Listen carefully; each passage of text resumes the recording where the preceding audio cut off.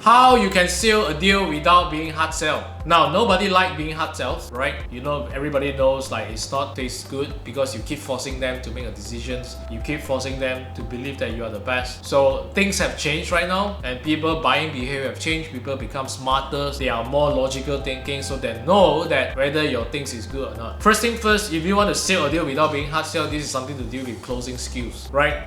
The one things, there are many ways to close a sales, but I just like from our experience, I just give you the best closing skills, which is we do consultative selling. Consultative selling means that you don't sell them first, you just ask questions and really figure out whether do they really fit your service, whether do they really fit your ideal clients' criteria, and whether your products can really help them or not. Because if your products cannot help them and you try to sell them, and then in customers' perspective, they know that this product is not what they want, and you keep selling them, this is called hard sell, right? But if you turn it the other way around, which is I ask some question and figure out whether this is really a fit for both sides or not, both our product or service, whether we can really help you, that actually will start to generate some respect between both customers towards you, right? So this is like consultative selling is a skills that you need to know what question to ask, you need to know how to ask, you need to know how to lead the conversations, and at the end, if you find that they are fit, like your products or your service can really help them, that is where actually you start to ask for payments. So how to ask for payment, how to ask this question is like really have to go back to your products and service right now, and you can ask question is that what is your current challenges right now, and from the answer you roughly will know, okay, these are challenges and your product and service can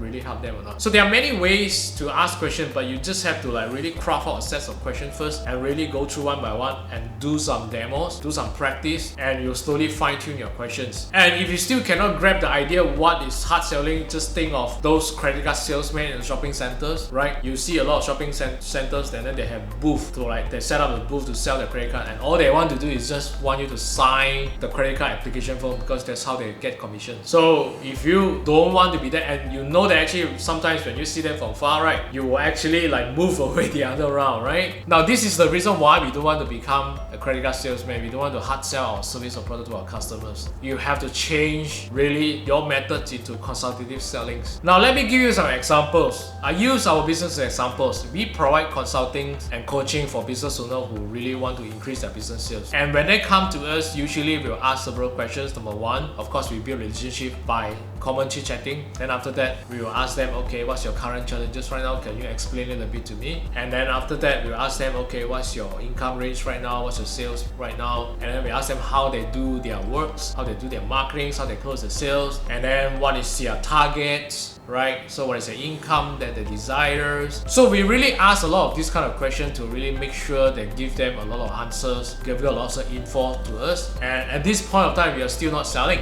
We're just asking questions.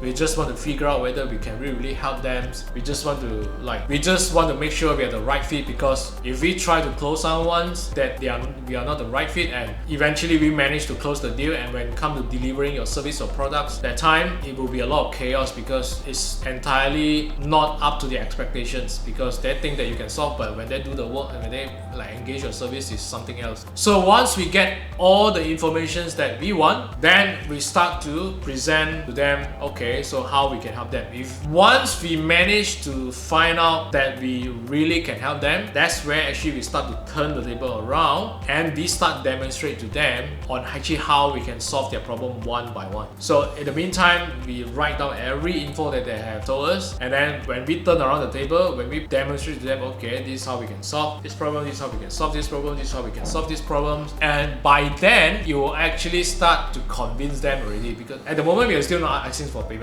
We just share with them how we can help them. The decision is still on their hand, like whether they want to do it or don't want to do it. But before we talk about the payment, they will usually like, okay, it's all convincing. Okay, I can do this, I can do this, I can do this, right? And then after that, they know you can do it. Now the next question is usually we have one trick and we ask them, do you want our service or you can do it on your own, right? So from there, usually by now, if we manage to demonstrate that our service and our products that actually solve their problems, they will say yes, they want our help. That gives us another power to release, okay, now I can present it to you, our offers. How much is it? How we can help? What's the support and all these things. So the whole thing won't look like it's a hard sell. Sometimes when we find out after we get all the infos right and we find out that it's not a fit, I'll just tell them nicely and say I can only give you advice right now because I don't think I can help you at the moment based on your current situations. So that will be okay. Then they're happy with it. So you get respect either like each either way.